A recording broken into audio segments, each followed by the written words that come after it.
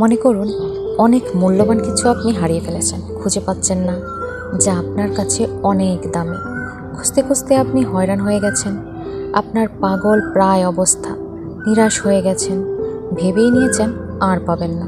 ঠিক সেই সময় যদি আপনি সেই জিনিসটা পেয়ে যান, ভাবুন তো কতটা খুশি হয়ে যাবেন আপনি।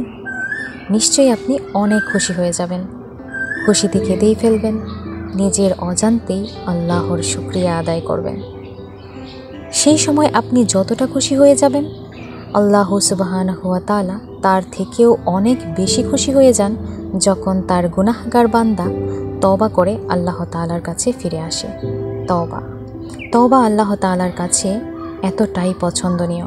সহিহ বুখারীতে আনাস ইবনে মালিক রাদিয়াল্লাহু তাআলা আনহু এর বর্ণনায় একটি হাদিসে এসেছে, রাসূলুল্লাহ সাল্লাল্লাহু আলাইহি ওয়াসাল্লাম বলেছেন, তোমাদের কেউ মরুভূমিতে হারিয়ে যাওয়া উট খুঁজে পেয়ে যতটা খুশি হয়, আল্লাহ তাআলা তার বান্দার তওবাতে তার থেকেও অনেক বেশি খুশি হয়ে যান।